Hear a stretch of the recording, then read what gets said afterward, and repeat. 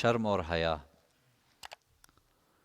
دیکھیں، شرم اور حیا یہ ایک ایسا اہم فطری وصف ہے کسی انسان میں کہ جس سے اس انسان کی، یعنی یوں سمجھ لیجئے کہ ہر چیز میں دخل انسان کی اس صفت کا ہوتا ہے، ہر چیز کے اعتبار سے۔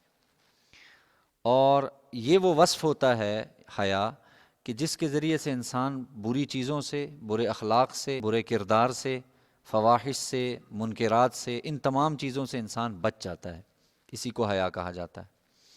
اور پھر فطرتی طور پر اندر سے طبیعت اس طرف مائل ہو جاتی ہے، جب انسان حیا والا ہوتا ہے تو پھر وہ اچھے کاموں کی طرف اس کی ساری صلاحیتیں لگتی ہیں، پھر اس کی برائی کی طرف یعنی وہ توجہ نہیں رہتی جو ایک عام روٹین میں ہوتی ہے۔ اس لیے کہ یہ اللہ تعالیٰ نے ہر انسان کے اندر یہ وصف رکھا ہے، لیکن ظاہر ہے جو انسان فطرت سے ٹکرائے گا اور فطرت کے خلاف چلے گا اور یعنی بے حیائی کا عنصر اس میں زیادہ بڑھتا چلا جائے گا تو پھر نیک کام کرنا اس کے لیے مشکل ہو جائے گا۔ یہ عام طور پہ یہ ہے۔ اصلاً جو اللہ نے ہماری گٹی میں رکھی ہے وہ حیا رکھی ہے۔ انسان ہے تو اس میں حیا ہوگی۔ میں نے جو آپ کے سامنے روایت پڑھی ہے، اس روایت کا ترجمہ ذہن میں رکھیں تو انشاءاللہ پوری تفصیل سامنے آ جائے گی۔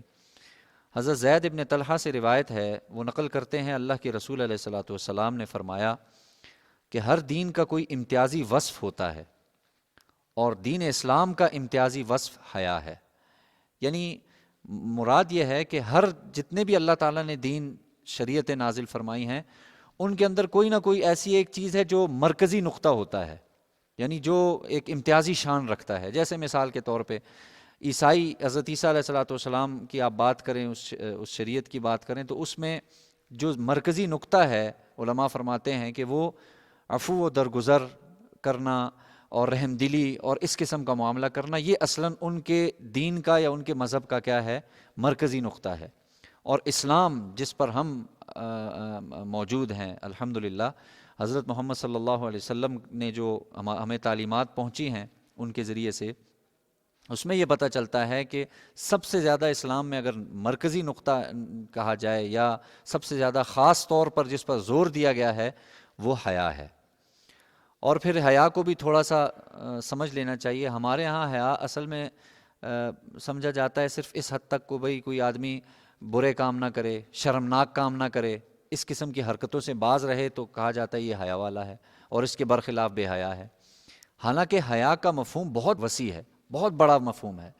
عام الفاظ میں یوں سمجھ لیجئے کہ حیا جو ہے نا، یہ انسانی طبیعت کی اس کیفیت کا نام ہے کہ جو ہر نامناسب بات، ہر نامناسب کام سے انسان کو روک دے، اس کو ایک انقباض کیفیت ہو، اس کو ایک اذیت پہنچے۔ کوئی برا کام کر رہا ہے، اس کو اذیت پہنچنے لگ جائے، تکلیف ہونے لگ جائے کہ بھئی مجھ سے یہ کام نہیں ہونا چاہیے تھا۔ ایک دوسری بات دیکھیں، ہمارے ہاں حیا کا سب سے زیادہ ہمیں سب سے زیادہ مثال میں معاشرے کی دوں گا، ہمیں سب سے زیادہ حیا ہوگی سب سے پہلے اپنے والدین سے، پھر اس کے بعد اپنے بڑوں سے، اپنے محسنوں سے۔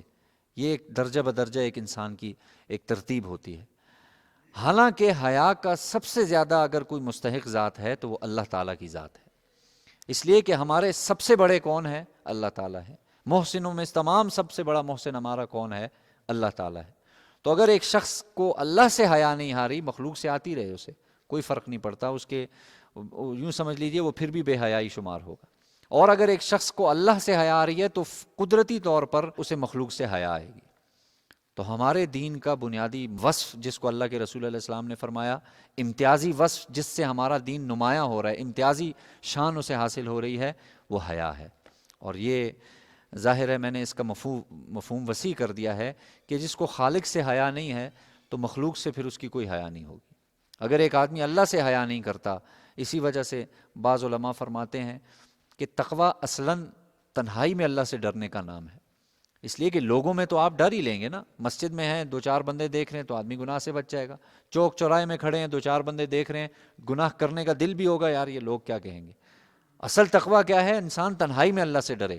جس وقت انسان کے پاس سارے اسباب موجود ہوں، ان اسباب کی موجودگی میں فوراً اس کے دل میں یہ خیال آئے کہ مجھے اللہ دیکھ رہا ہے، یا اللہ کا خوف اور اللہ کا ڈر دل میں آ جائے، یہ آدمی اصل متقی ہے۔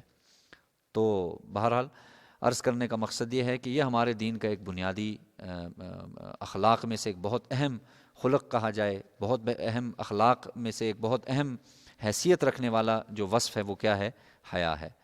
اس حوالے سے ایک اور روایت ہے عن ابن عمر ان رسول اللہ صلی اللہ علیہ وسلم مر علی رجل من الانصار وهو يعظ اخاه في الحياء فقال رسول الله صلی اللہ علیہ وسلم دعه فإن الحياء من الایمان۔ حضرت عبداللہ ابن عمر رضی اللہ عنہ سے روایت ہے کہ اللہ کے رسول صلی اللہ علیہ وسلم کا گزر انصار میں سے ایک شخص پر ہوا، اور وہ اس وقت اپنے بھائی کو حیا کے بارے میں کچھ نصیحت اور ملامت کر رہا تھا، تو آپ نے اس سے فرمایا کہ اس کو اس کے حال پر چھوڑ دو۔ کیوں؟ کیونکہ حیا تو ایمان کا جز ہے یا ایمان کا پھل ہے۔ اب تھوڑا سا اس واقعے کو ذہن میں رکھ لیں۔ انصار میں سے ایک شخص تھے، ایک صاحب تھے، جن کو اللہ تعالیٰ نے جو شرم و حیا کا وصف ہے نا، یہ خاص طور سے اللہ نے عطا فرمایا تھا۔ اور ظاہر ہے جس کے اندر یہ اس کی زیادتی ہوگی، یا جس کے اندر یوں سمجھ لیں یہ خاص طور پہ جس کے اندر یہ وصف ہوگا نا، تو وہ آدمی اپنے معاملات میں نرم ہوتا ہے، اس میں سخت گیری نہیں ہوتی، لوگوں کے ساتھ اپنے حقوق کا مطالبہ کرتے وقت بھی اسے شرم آ جاتی ہے۔ جیسے ہمارے معاشرے میں آپ نے کسی کو قرض دے دیا، اور اب اکثر لوگ ایسے ہوتے ہیں کہ یار مجھے اس سے مانگتے ہوئے شرم آتی ہے، ہوتا ہی نہیں ہوتا ایسے کہ بھئی میں اس سے کس منہ سے مانگوں، اس کو نہیں شرم آتی مجھے واپس دے دے۔ ہمارے معاشرے کے یہ ایک چل رہا ہوتا ہے، یہ آپ نے کسی کو 100 50 200 1000 2000 دے دیے، اور وہ ظاہر ہے اس نے تو واپس کرنے نہیں ہیں، تو اب آپ کو یہ شرم ہو رہی ہوتی ہے کہ بھئی میں کس طرح اس سے مانگوں۔ یہ ایک وصف ہوتا ہے، اور ان صاحب میں یہ زیادہ تھا۔ بہت سے موقعوں پر اسی شرم و حیا کی وجہ سے وہ کھل کے بات نہیں کر پا رہے تھے، اپنا حق نہیں لے پا رہے تھے اس حیا کی وجہ سے۔ تو ان کے ایک دوسرے دوست تھے، بھائی تھے، وہ ان کو سمجھا رہے تھے اس معاملے پر کہ بھئی آپ اتنا زیادہ نہ کریں، جہاں آپ کا حق ہے وہاں آپ مطالبہ کریں اپنے حق کا۔ آپ کا اگر کسی نے کوئی حق مارا ہوا ہے، آپ باقاعدہ آواز اٹھائیں اس پر۔ تو جب یہ آپس میں باتیں کر رہے تھے، نبی صلی اللہ علیہ وسلم کا گزر ساتھ سے ہوا، تو آپ علیہ الصلوۃ والسلام نے جب سنا ان کے اس گفتگو کو، تو آپ نے فرمایا چھوڑ دو اپنے بھائی کو، یعنی جو صاحب سمجھا رہے تھے نا، ان کو کہا کہ چھوڑ دو اس بھائی کو۔ کیوں؟ اس لیے کہ حیا یہ ایمان کا جز ہے، تم اس میں سے یہ نہیں نکال سکتے۔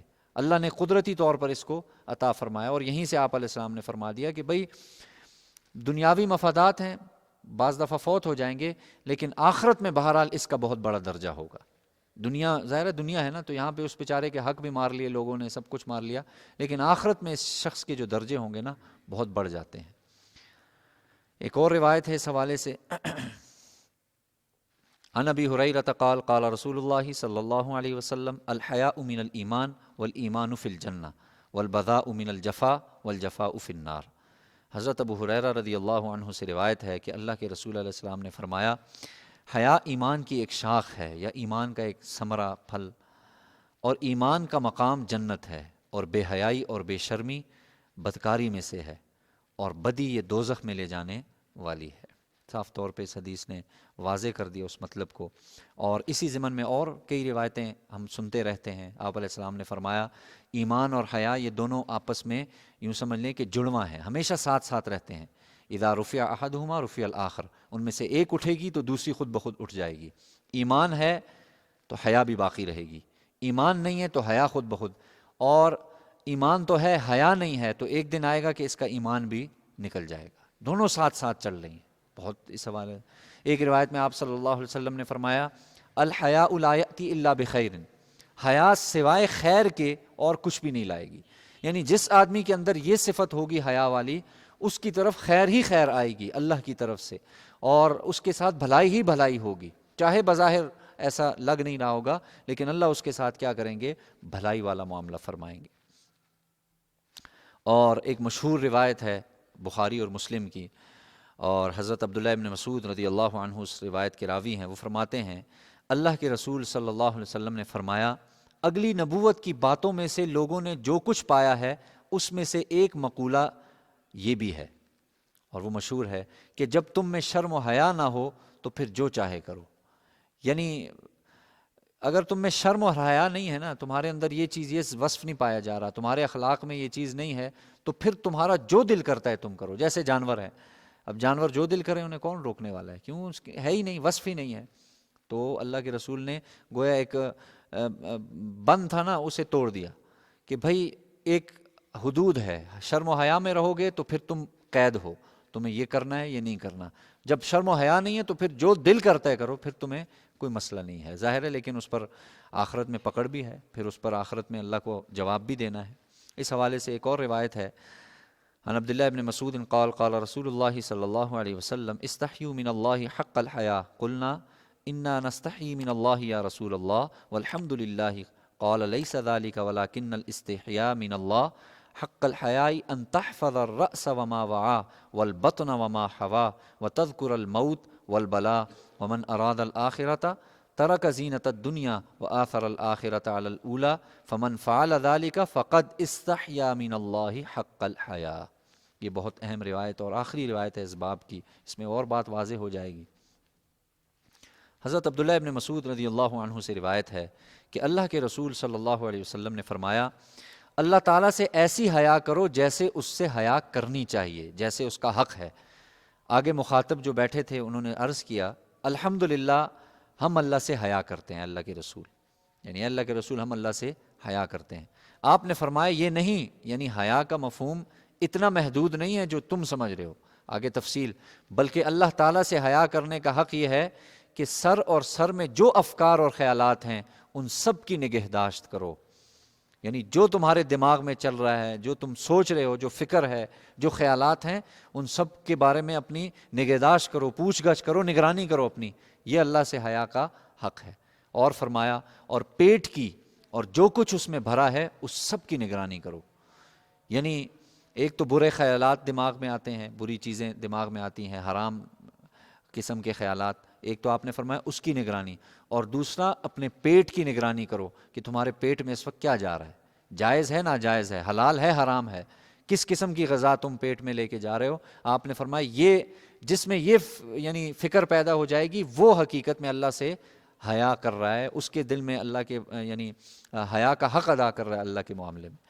اور فرمایا اور موت کے بعد قبر میں جو حالت ہونی ہے اس کو یاد کرو، اور جو شخص آخرت کو اپنا مقصد بنائے وہ دنیا کی آرائش سے دستبردار ہو جائے گا، اور اس چند روزہ زندگی کے عیش کے مقابلے میں آگے آنے والی زندگی کی کامیابی کو اپنے لیے پسند اور اختیار کرے گا۔ پر پس جس نے یہ سب کچھ کیا سمجھو کہ اللہ سے حیا کرنے کا حق اس نے ادا کر دیا۔ بہت تفصیل سے ہمارے سامنے اللہ کے رسول علیہ السلام نے واضح فرما دیا۔ سب سے پہلی چیز سوچ صاف ہونی چاہیے، جو آپ سوچ رہے ہیں، جو دماغ میں خیالات ہیں وہ صاف ہونے چاہیے، ان کی نگرانی ہو، اگر خیال آ رہا ہے فوراً نگرانی ہو کہ بھئی یہ خیال نہیں آنا چاہیے۔ دوسری چیز اپنے پیٹ میں کیا ڈال رہے ہیں، حلال ہے کہ حرام ہے، یعنی جائز ہے ناجائز ہے، کسی کے چوری کا، غصب کا، یا سود کا، یا جھوٹے معاملات کا، جھوٹے لین دین کا، یہ تو میرے پیٹ میں نہیں جا رہا، بہت خطرناک معاملہ ہے، اور اس پر ظاہر ہے پھر آپ کی باقی عبادات کا انحصار بھی انہی چیزوں پہ ہوتا ہے۔ آپ کی نماز کا انحصار بھی آپ کے کھانے پینے سے ہے، آپ کے حلال حرام جو پیٹ میں جا رہا ہے اس کے ساتھ ہے۔